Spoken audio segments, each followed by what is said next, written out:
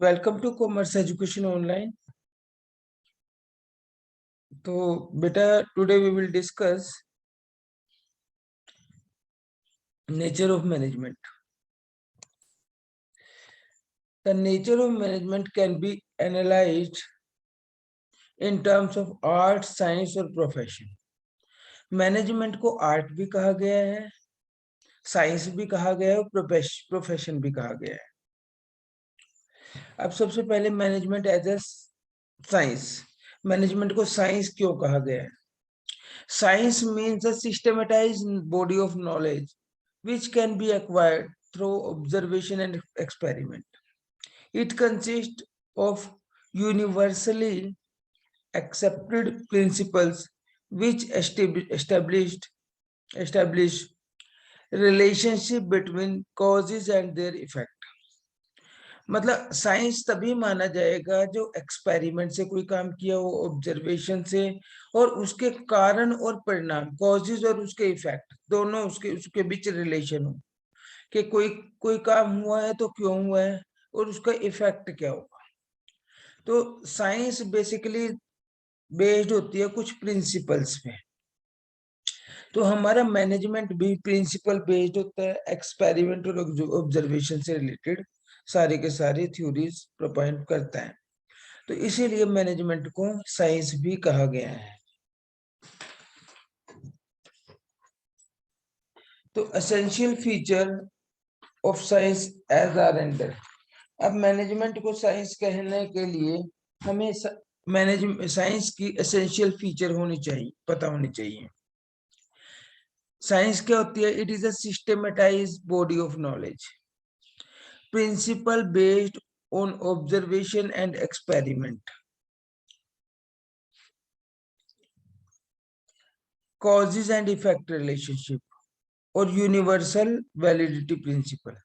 मतलब साइंस एक तो सिस्टमेटाइज बॉडी ऑफ नॉलेज होती है, मतलब एक कोई चीज की स्पेशल नॉलेज को साइंस बोलते हैं। और ये प्रिंसिपल सिद्धांतों पर आधारित होती है, कुछ गाइडलाइंस होती है, इसकी प्रिंसिपल्स होती है, उसके ऊपर। कोई ऐसा ही नहीं कि हम साइंस को ऐसे ही बोल, जैसे न्यूटन का प्रिंसिपल होता है कि न्यूटन ने क्या कहा था कि पेड़ ऊपर से गिरता है, किस कारण गिरता है वह? पेड़ से फल गिरता है।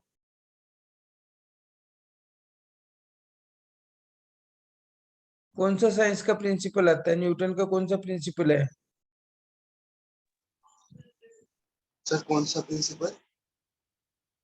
वही तो है ना। मुझे लग रहा है कि आप लोग सुन ही नहीं रहे हो। सर आपकी वॉइस ब्रेक हो गई थी। पेड़ से फल गिरता है तो कौन से प्रिंसिपल के अकॉर्डिंगली गिरता है? न्यूटन के क्या नाम है उसका प्रिंसिपल का? आस्था?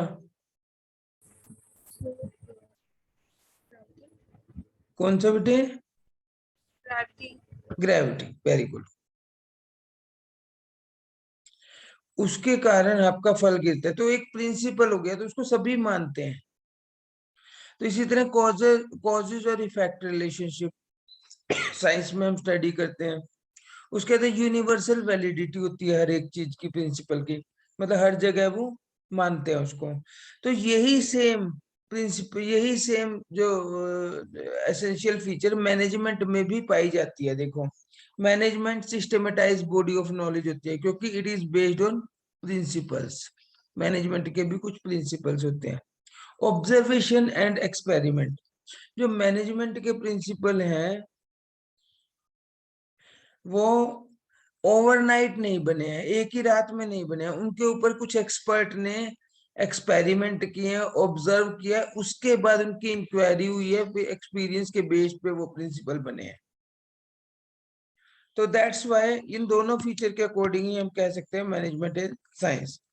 Causes and effect, principles of management established on the causes and effect relationship, कि कोई काम होता है तो क्यों होता है, उसका कारण और उसके इफेक्ट क्या है, वो सारे के सारे साथ साथ हमें मैनेजमेंट में भी पता लगते हैं। इसलिए मैनेजमेंट को हम साइंस कह सकते हैं, क्योंकि साइंस की ये फीचर भी मैनेजमेंट में मिलती हैं। Universal validity of principle, scientific principle represent basic truth.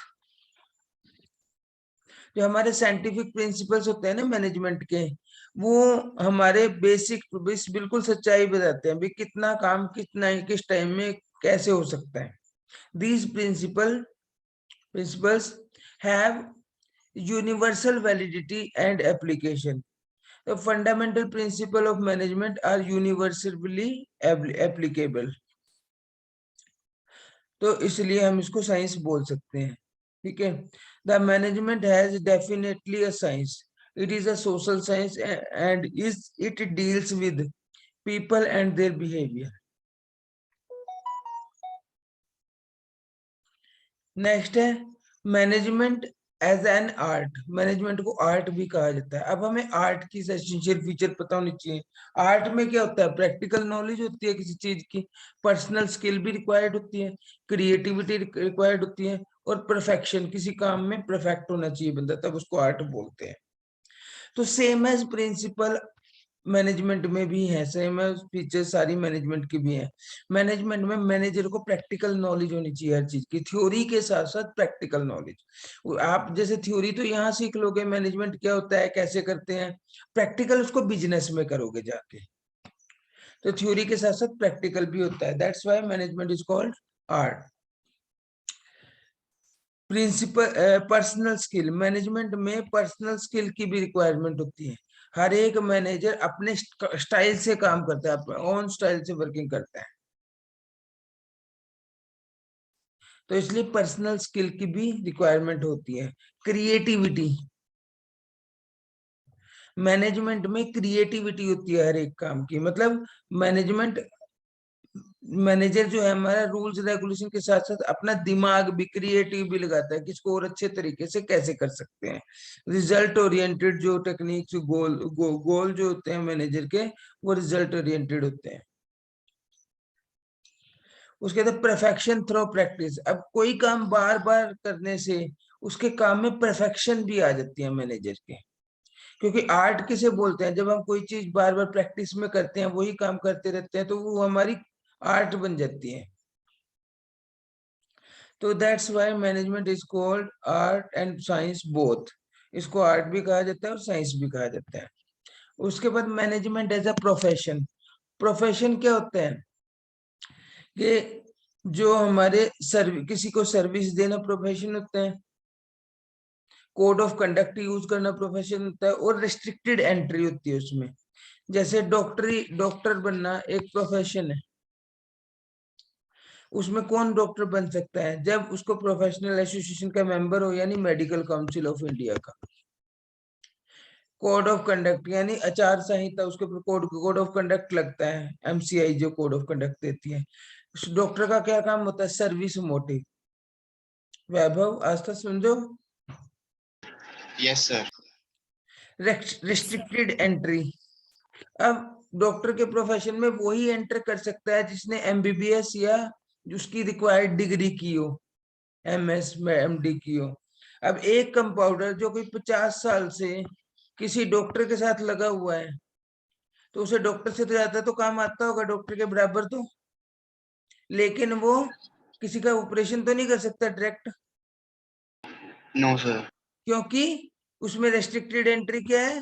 He should be member of professional association medical council of India, and he must qualified MBBS और एमडी डिग्री, जो भी उसकी डिग्री है वो पूरी होनी चाहिए उसकी. तो मैनेजमेंट में भी ये फीचर्स कुछ हद तक पाई जाती हैं. कैसे? Special knowledge.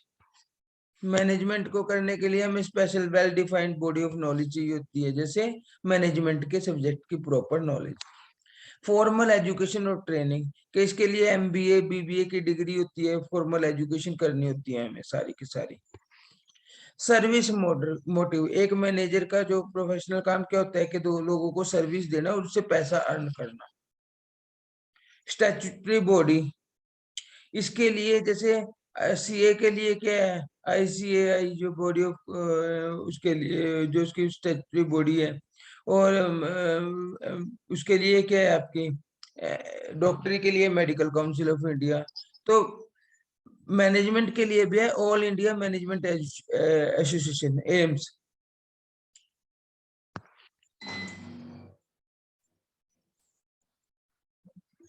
Code of conduct के मैनेजमेंट के मैनेजर्स के लिए भी कुछ कोड ऑफ कंडक्ट बनाए होते हैं, अभी क्या सही है और क्या गलत है उसको वो सारे फॉलो करने पड़ते हैं।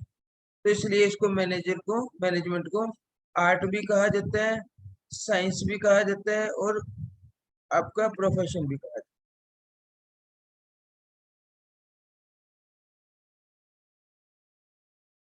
तो आज यहीं तक करेंगे इस टॉपिक को। ओके बेटा।